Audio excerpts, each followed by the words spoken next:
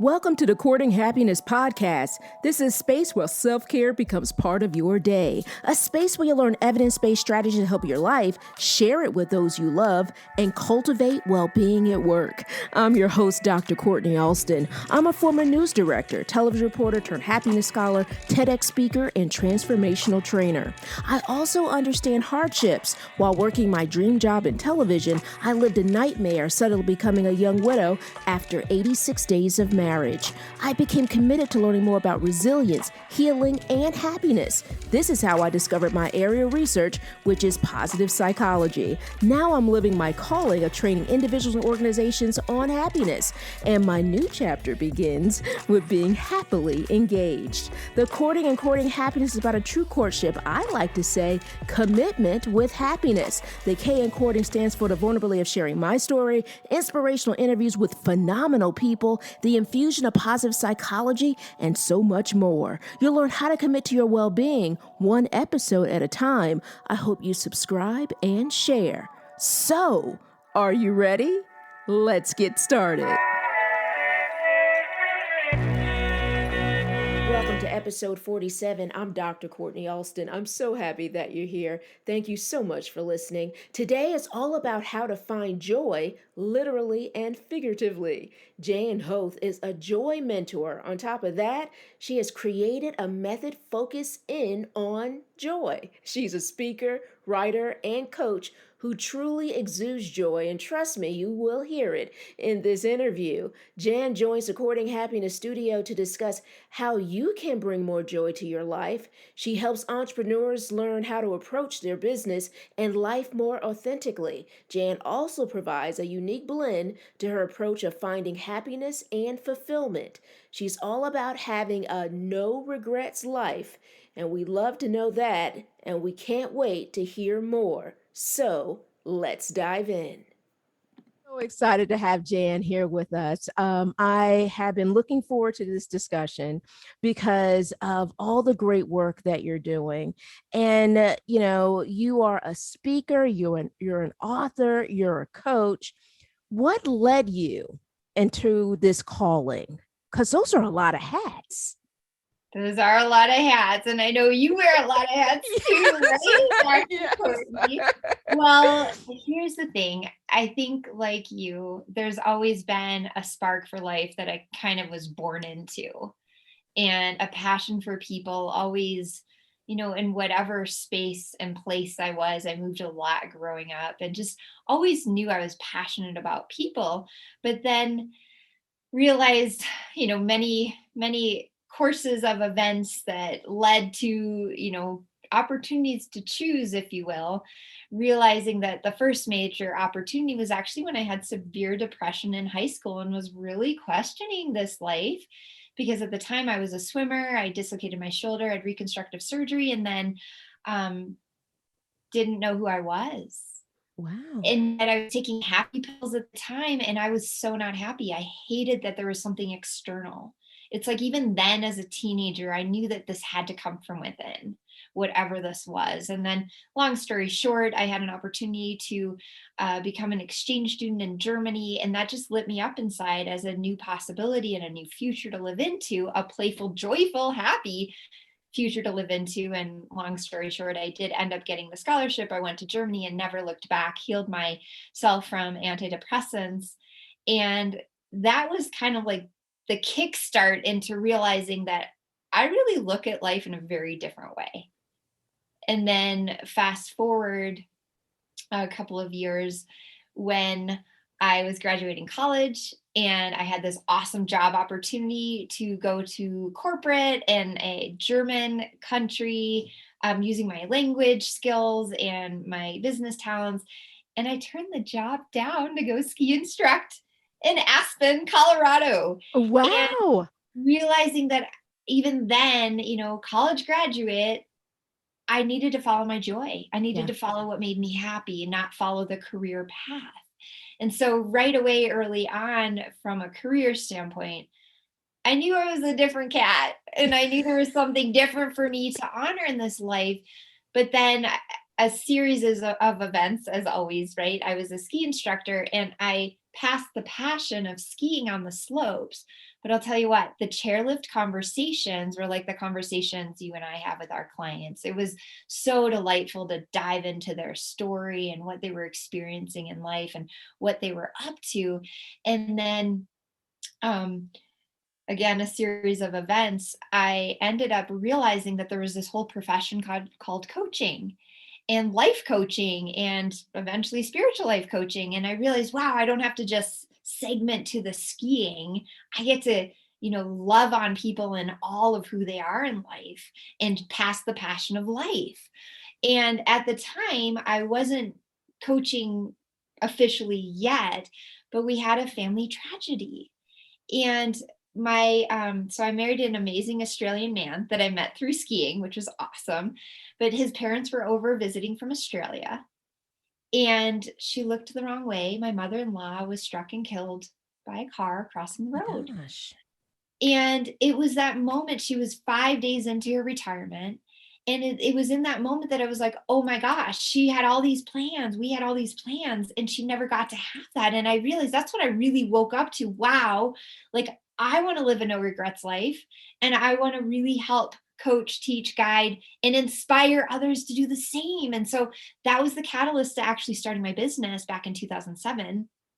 And since then, I've really made it my mission, my passion to not only lead and live my own joyful life with no regrets, but also to serve, coach, help, inspire others in whatever hat I need to wear to build their own no regrets life. Yeah. Because, like I know it's morbid, but we don't know when our time's up.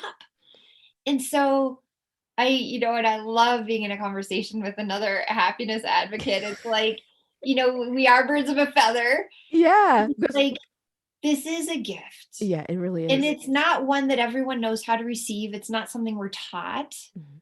really to enjoy life, to receive happiness, even in the challenging times.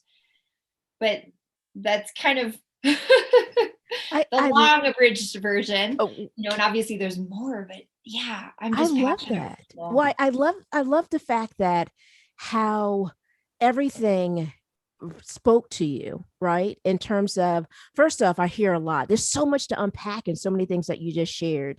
One of the things that really stands out is the fact that you mentioned, I didn't go with that other job.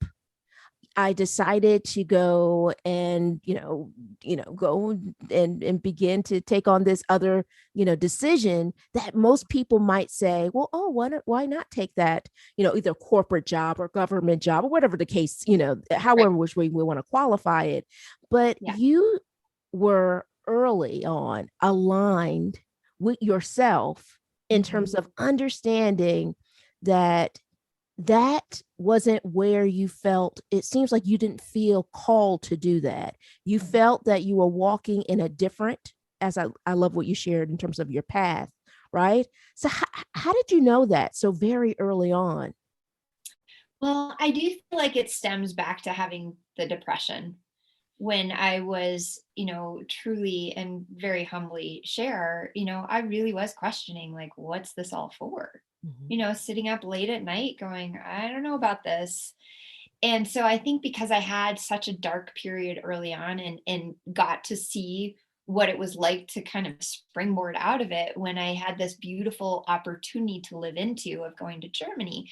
So and I do get this a lot, and I'm sure you do too, about being wise beyond my years. I have a lot of my clients do tend to be a vast range, but I have clients in their 70s that are like, where did you get this wisdom? And it's like, you know, beyond me to explain that, except I do feel like I was blessed with very, deep, challenging life experiences early on to have the wherewithal to say, hey, this is actually my bigger truth here. I mean, and I love how you said I did see the signs. The crazy thing was when I actually was sitting with the opportunity to go ski instruct in Aspen. At the time, I obviously loved skiing, and I was already certified as an instructor. I had kind of done that as a side gig because it brought me joy. When I was in college, I planned my schedule around it so I could go ski instruct part time, Anyway, I was sitting on my bed in my bedroom at the time, and I just got this notion to look to the side, and I was like, "Oh," and I had this beautiful piece of art, but it was a skier and it said Aspen. Wow. And I had gotten that poster, I can't even tell you how many years prior, but I was like, "Oh my gosh." It was just like that little kiss from the universe saying, "That really is your truth. Yeah, Mhm. you're amazing at German. Yeah, would you knock that job out of the park? Yeah. But you know what? This is really where the passion is, and the joy and the happiness is calling me." And I feel very blessed to have parents that were like, "Oh, we can't even compete with that passion." They completely blessed me to move out to Aspen and, pack up my little car and do that and go live the ski bum life. But the crazy and wonderful thing about it is, I loved my ski instructing, but then the funny thing is I broke my collarbone my first season. Oh, I no. missed out on part of the season and I was so bummed. And then I met an Australian colleague who was like, "Well, come ski with us down under." And what do you believe? I went to Australia, and on the first day of ski school, I met my husband, who I've now known for 20 years. Oh my gosh, that But it's is because of, beautiful. again, like, continually following my joy, what brought me happy, and realizing that, I really believe in this life, no, there's no two paths the same. We're all unique individuals that have gifts and experiences and visions and desires and challenges, curriculum to experience. But really realize that every time, and especially now in hindsight, as I get to share it and, speaking and conversations, and in my own coaching and everything, and realizing every time that I made these decisions that I honored the less likely, going the path less traveled. That's also when I had the space of greatest joy and the most miraculous outcome. I didn't hop on the plane to go ski instruct in Australia and expect to bring back a husband. He likes to joke that people come back from Australia bringing stuffed koalas, and I brought back a husband. My best souvenir yet. I was going to say that is one awesome souvenir. Yeah. That is one incredible souvenir. You talked about earlier about loss Mm, and how that also guided you. mm, And it's interesting, as you were talking about loss, I thought about Bronnie Ware, who's written the book, The Five Regrets of the Dying. And she talks about being with people at the end of their life. mhm, And I mentioned her book quite a bit because one of the things I love by the first principle that she says that people that she found in terms of a pattern when people were, on their deathbed was mhm. living a life that's true to self. Yes. And it seems that, when you were sharing about loss, that it was coming from such a deep place in terms of not only the grieving process, but then also understanding the importance of time and the importance of living with no regret. How did loss play into your really your philosophy? Yeah. Yeah. I mean, such a great question and such a great book, and like such a truth, right? Honestly, like going back to the experience with my mother-in-law, it was such a devastating loss. And it was visceral.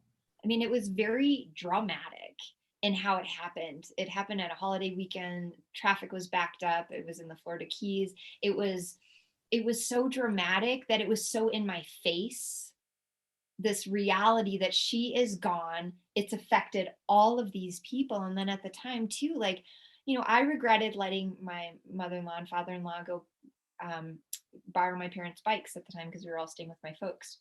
My parents were regretting that they let them go out. My husband was regret, like there was so much regret in that moment of how that unfolded.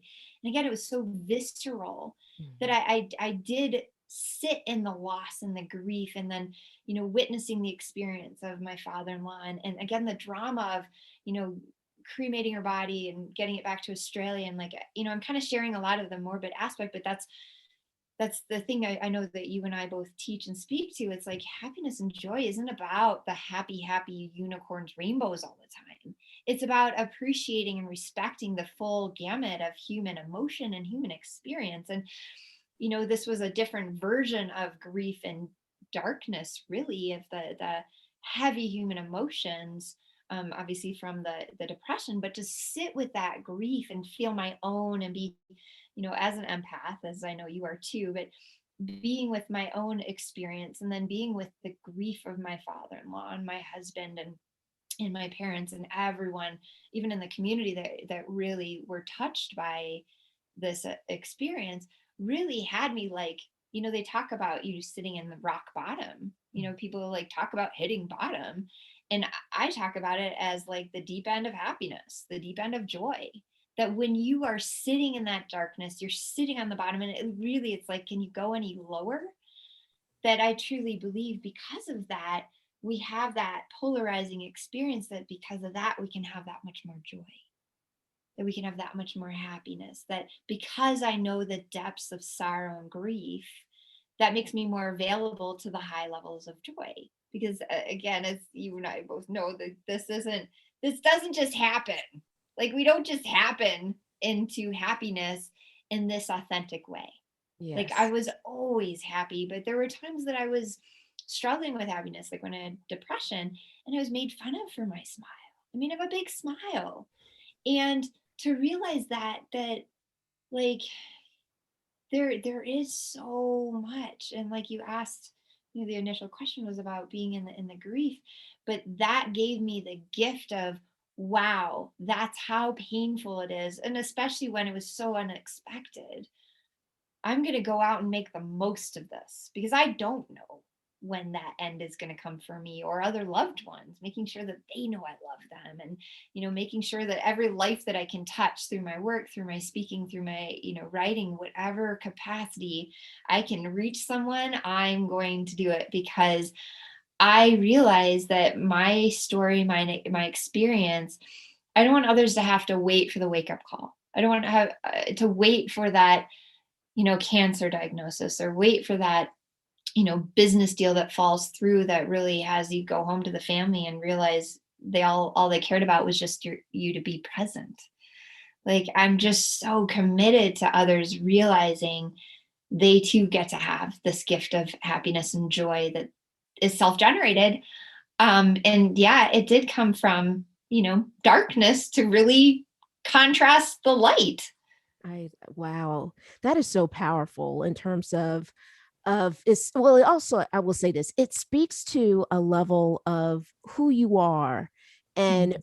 earlier you talked about mindset, right? Is, in terms of how you process, and we're going to talk about that in a bit. But I want to find out more about this method you created called joy, which I'm learning already by just hearing you and sharing information. I can see the joy that exudes, guys, as I'm sitting here talking to Jan. And she is in her home, and she's wearing one of my favorite colors, by the way, which happens to be pink.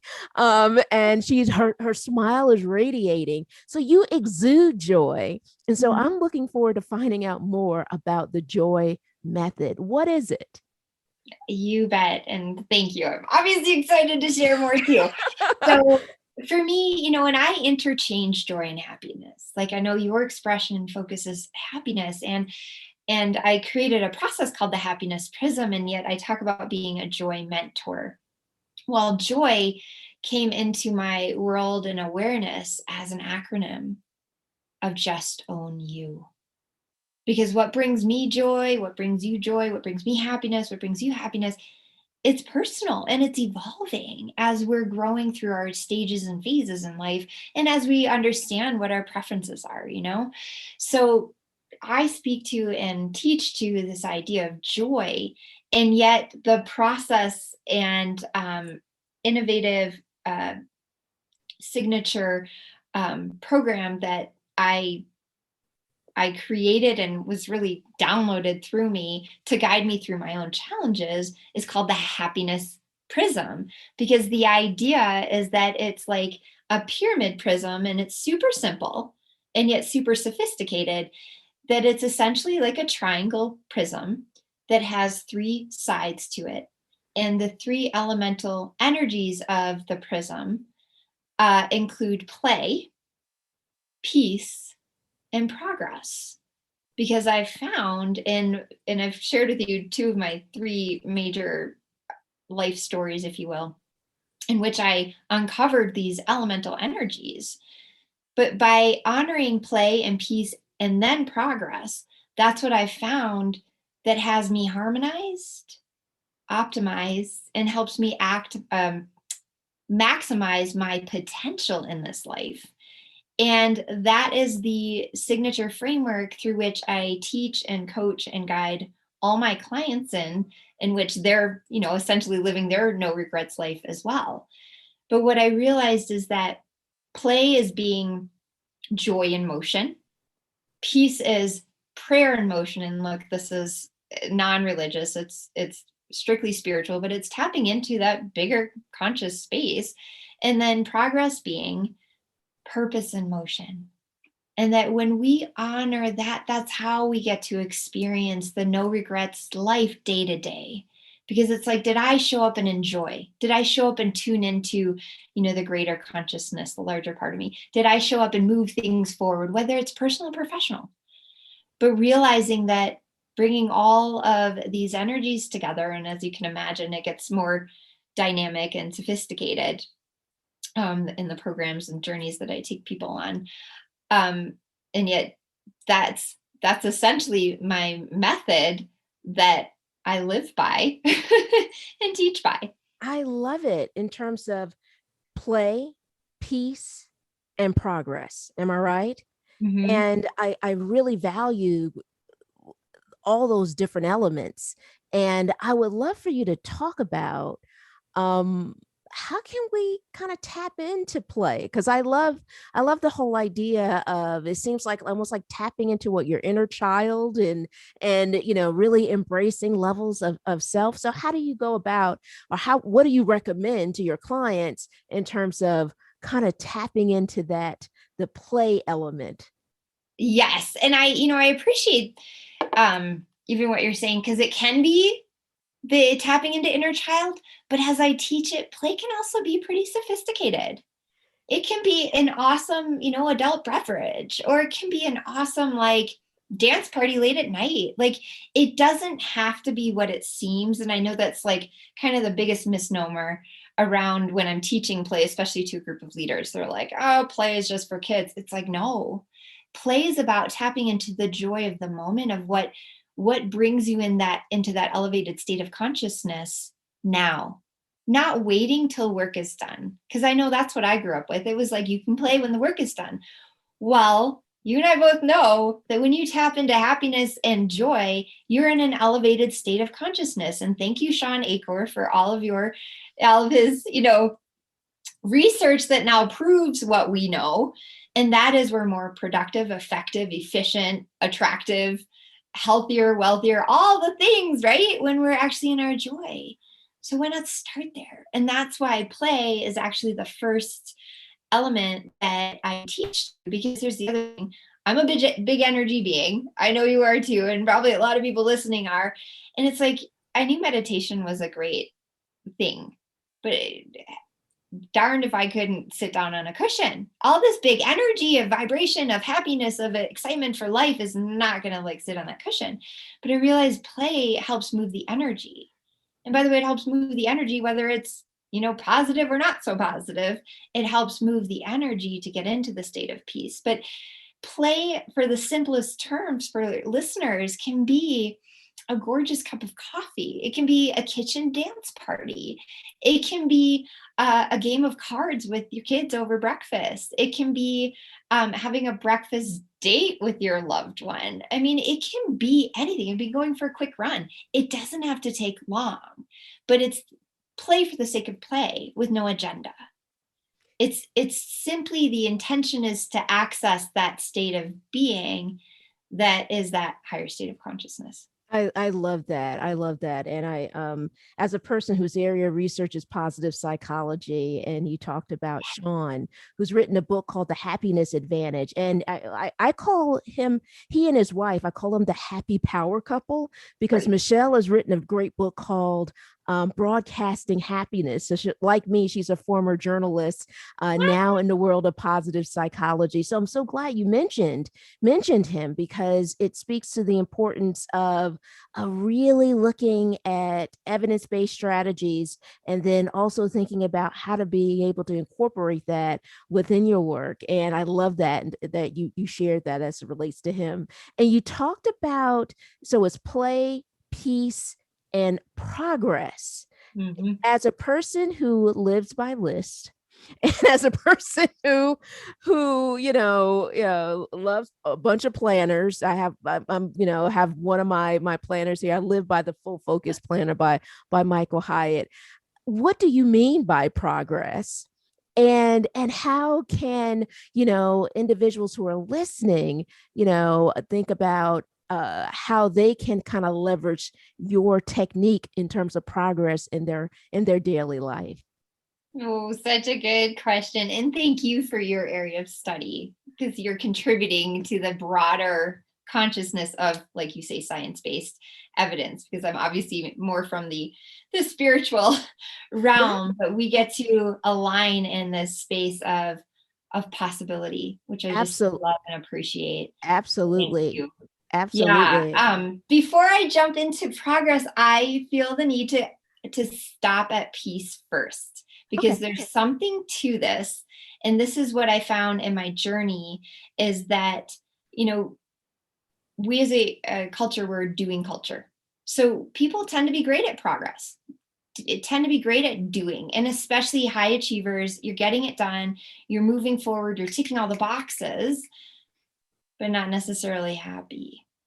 And so that's where play is first. Let's access that joy. And yet, even in my own life experience, I actually tapped into play, then progress. But then I realized something was missing from the experience, and that was peace. And look, the idea of the prism is that when we are harmonized in all of these energies, that's when we're lit up and we're optimized to radiate rainbows out in the world, right? And that's the ripple effect we get to create and generate personally, professionally, just as we're as beings of happiness. But peace came at a time where I was already life coaching. So I was already in like mindset work, personal growth, and moving through all of that. But we actually ended up having a cancer scare with my son, who was 6 weeks old at the time. He's a thriving 9-year-old now, just so you know. But at the time, he was 6 weeks old, and the day started out just normal. And the next thing you know, in the evening, we're in the children's hospital. It might be cancer. We don't know. And that was the first time in my life that I went, I can't think my way out of this. I can't, set up a thought model that's going to have me think a better way. It was like, I need help. And that was really the first time that I looked up and said, help, and asked for, something beyond me, because it wasn't going to be up to me to figure this out. At the time, I knew, though, that this isn't how his story ends. This isn't how my story ends as his mom. But that's where peace is the other side of the prism of the triangle, that progress is at the base, because we need purpose. We need to all move forward. We're here to grow. We're here to experience more of life and not stay stagnant. But to take the time to tune in the peace, whether it's just quiet introspection, journaling, meditation, it can be formal or informal, it doesn't matter. But taking the time to get quiet helps to regroup that energy, so that when you do move to progress, that you can look at your planner, you can look at all the to-dos, you can look at like that, huge achieving vision that you have for yourself, and go, those are the three things or one thing or whatever that are the ones that are really going to move the needle forward. And that's what I found, is that between play and peace, it puts us in a state of being, so that we're far more efficient and effective to choose clearly which are the actual ones that are going to move me forward, and maybe which are the ones that are easy to delegate or easy to, reschedule because it's not aligned in the now. Wow, I love that. It's interesting. I'm sitting here thinking about, because earlier when you mentioned, you can't think your way through that, right? For a listener who is, hearing our conversation and they're saying, but I think a lot. I overthink. I will tell you guys, I have my hand raised. I I am an overthinker. Like, what do you say to an individual that is in their head a lot, right? And looking for ways and activities that Mm-hmm. is going to allow them to feel peaceful, that's Mm-hmm. going to allow them to say, that here they are now, their mind is kind of settling a bit, right? Mm-hmm. What do you recommend? Yeah. Well, I actually do recommend play first to move the energy, because we are so much, and most of our society, right, is in our heads. And I was too. Was and sometimes I still slip in there once in a while. However, the headspace is wonderful, and yet the truth is our human brains are limited to compared to greater consciousness. So what I would say is play first to move the energy, to get yourself into a different state of being, joy, or at least about, look, we can't always get into bouncing off the wall happiness or joy, but we can at least move up the ladder of consciousness and of emotion. And then take 3 breaths, tune in just for a moment. I mean, the way I teach meditation is that I was actually a guest speaker at a mom's group locally for a while there. And I would lead meditation amidst a noisy group of kids. And it was awesome. I was like, look, this is the best level of teaching meditation and learning meditation, because if you can be still in this noise. But what I would teach the moms in the group is I would say, hey, look, go home, put your kettle on, sit down in the middle of the kitchen, and until the kettle goes off for your cup of tea, let the kids run around. Sit in the middle of the kitchen. Just breathe in, out, doesn't matter. Just breathe until that kettle goes off. And just tell me if you haven't already shifted states of being and states of awareness into more peacefulness. And just start there. I mean, it can be so simple. And that's the biggest thing. I think we also overcomplicate, and I know for some people, meditation is like, oh my gosh. And that's what it was for me, until I realized it can just be 3 simple breaths, Mm-hmm. or 2 minutes of breathing until the kettle goes off. And then more and more, the body and the mind craves it. And that it's a muscle, as you and I both know, it's a muscle that we get to build. But starting simple, play, then peace. And I 100% guarantee there will be a shift as soon as today. I love As it. soon as today. I love it. It starts to create that shift. Earlier, you mentioned talking to leaders, and so one of my area of research happens to be in workplace well-being, and so I would love to hear, sharing how the joy method can really help serve leaders in the workplace. Absolutely. Well, I am very blessed to share that I do have one client in particular that is a um, school principal, and she has brought the Happiness Prism Joy method into her school district. Wow. And she leads her leadership team. I've done programs and teachings to the leadership team, Yeah. and she starts with play and peace and progress with her own leadership team. And it has served in, serving the teachers and the staff to go and be better versions of themselves for the students. But what we've done is essentially, I mean, it all starts with the individual, right? The leader themselves, to claim and own this method, of course. But realizing how, again, it doesn't have to take much to shift that state of being, that state of awareness. And then this particular person does keep a prism in her office, and she keeps it, the diagram, as I teach it and create it, because it's also a journal intention setting process. But she keeps that front and center in her office. And that's where they start from in their meetings and how they function as a unit. So I'm really excited to actually be bringing it to more and more corporate settings in the coming months and years, because I know the power of play and happiness and joy in the workplace, because it's leading from that well-being state that I know you are, committed to as well.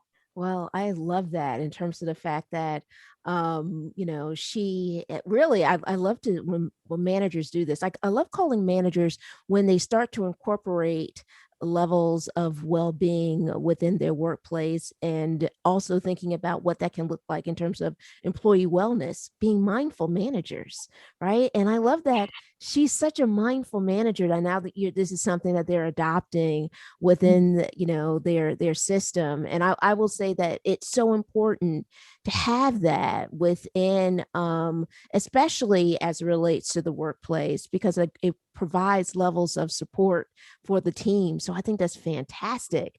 I would love to also hear, a story from you as it relates to a client that has really kind of taken off as it relates to the joy method. And that doesn't necessarily have to be in the workplace, but it can be in terms of any levels of their personal life. Absolutely. Yeah. Oh, I have lots of stories I I could know share. that's hard. That is Oh, really I hard. know. I mean, because like I have one client who, I successfully coached her through a divorce in a very healthy, meaningful manner, in which, they now co-parent in a very loving way. Right. And I have another client who ended up manifesting her dream house after decades of anxiety around pulling the trigger, and then co-building it with her life partner in a way that now this is it's so wonderful. This is a client who's in her 70s, and she's like, I'm living my pinch me life. Like, she's just so like lit up. And it's like, I share that too as like encouragement for anyone. Like, it's never too late. It's never too late to embrace this conversation. Absolutely. And so I have another client who, makes multiple six figures, if not, she's on her way to seven. And the shift in how she's showing up in her business and her personal life is just magical. And I know that she leans into this conversation as like, yeah, really getting that this is about this is about, having meaningful impact professionally, but it's also, going home and having great silly time with your client or with your kids. Well, you can have silly time with your clients too. I'm committed to that too. But realizing, like, yeah, I mean, I feel very blessed to have amazing clients who have taken this joy work and run with it personally and professionally, and just creating really surprising outcomes. Like, just really surprised themselves and all of us. But that's what gets to happen, because this is about giving it up to something else. It's giving it up to, you know, I believe it is a gift of joy in this life, and it's a gift of personal self-expression.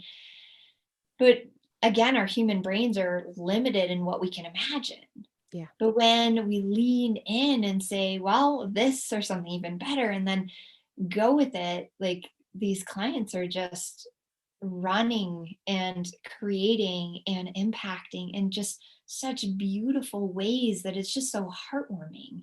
Like, the stories that are coming back too about the influence on teenage daughters or college age daughters that have had some challenging mental health, and they're turning around and thanking their mom and seeing how their mom's like shifted how she's showing up as a matriarch in the family. And it's just like, this is where like this work goes way beyond that one client and that one scenario. It's like, it's that ripple effect that is just awe-inspiring and humbling and thrilling all in one. I love it. I love it. Earlier you talked about your mindset, right? And I said I would come back to it. I think this is the perfect time to talk about mindset, right? Let's talk about the fact of what that means in terms of helping a person make that shift. So, tell us a little bit about, I can tell you have an optimistic mindset. Like, how did you go about building that? And what have you seen with your clients who Mhm. also have that optimistic mindset that really values resilience, right? And how Yeah. you're bouncing back. Yep. And it's funny you jumped right to like the answer or the outcome is the resiliency. But to answer your question, I mean, first and foremost, I actually prefer to speak to like mind flow because I realize we're constantly evolving and changing and shifting preferences. But yes, I've absolutely built the neurological pathways that focus on the optimism, right? Like um, Rick Hanson's book, Hardwiring for Happiness, right? And I know your work too. It's all about like refocusing on the good because it wasn't always good. Like I've plenty more stories that I can share where it wasn't good. But I think what it was in me was the eternal hope. The eternal hope. It was, I forget what he said. I saw a beautiful interview with Archbishop Desmond Tutu, and he was talking about, I forget what his word was, but it was said something like he was an eternal prisoner to hope. Wow, that's Because powerful. I know, right? Like I think that's what it was. It's from the Mission Joy book and video that he and the Dalai Lama did together. But I was like, ooh, yes. Like I'm like, a prisoner to hope that even in the darkest hour, there's still a part of me that's like, there's got to be something better. And just like when I had the depression, for example, I was like, okay, where do I start? I know there's got to be something better. And so, my journey did go on tremendous amounts of personal growth work and kind of more alternative circles and modalities. Um, and yet, always a seeker and student of life and wanting to realize that somewhere in me, I did believe that there has to be something better, that there has to be a different way to relate to what's going on. And, through the journey, got to that simple realization that no matter what happens, it's how we relate to it. No matter what happens, it's how we relate to it. But then realizing and teaching this as well, right? The more that we relate to it in a more optimistic manner, the more that through quantum physics, we generate a more positive outcome, that we are that powerful. So realizing that it was a positive, self fulfilling prophecy, the more I traveled that path, like you, the better it gets, the better it gets. And that's what is so fun with my clients. I have clients who've been with me, gosh, darn near a decade, because they're like, wow, I want to stay on this joy train with you because they know I'm continually growing and, passing back what I have to share in the process. And it's like, again, seeing these different clients heal and move through things that, would take most people down and take them out of life. And it doesn't have to be that way. And I think that's like one of my very humbling, heartfelt messages to share with any listeners is it doesn't have to be that way. And no matter how sucky circumstances can get, you can always find the little joys. You can always find the light and or humor and or whatever it is, even in that super sucky time. And you can move through it and you're going to be stronger for it. And as you build that joy muscle, that happiness muscle, it does get easier and faster to bounce back and to bounce forward, really. I love it. Well, I will tell you this. It's been such a pleasure talking with you today. I could talk with you all day in regards to all things happiness, all things the joy method. So for those who are listening, who are looking to get on that joy train that you talked about earlier, how can they find you?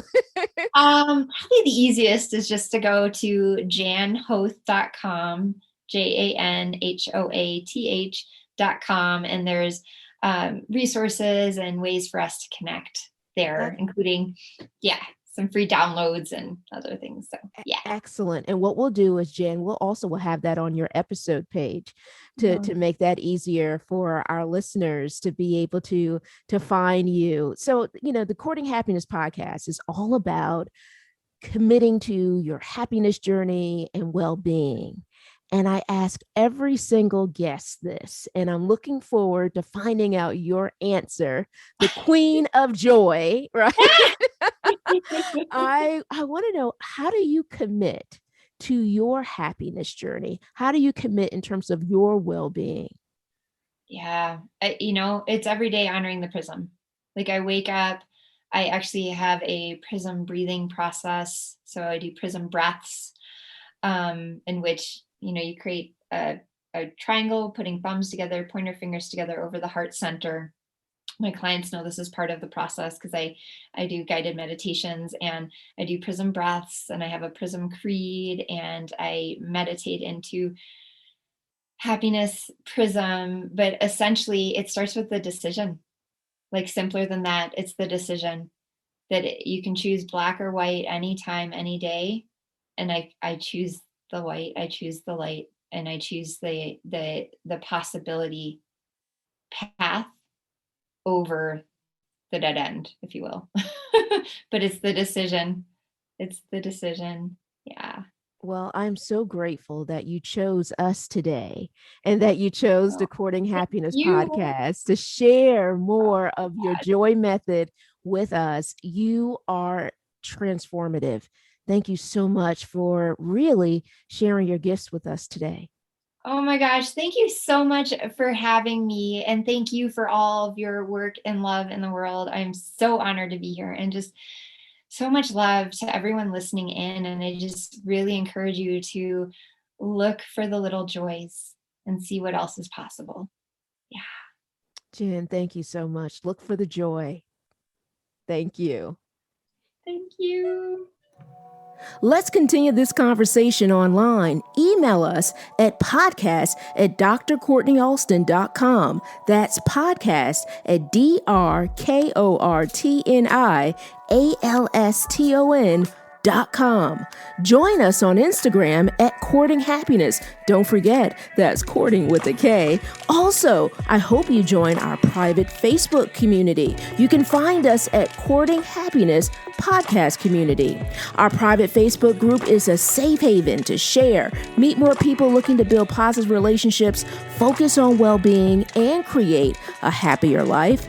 Now, are you ready to spread happiness? We hope you subscribe and share this podcast with your family, friends, coworkers, and all the important people in your world. We release a new episode every Thursday. Congratulations on your continued commitment to your courting happiness journey. Thank you so much for listening. We want you to be well, be happier, and be kinder to yourself. We can't wait to see you next week.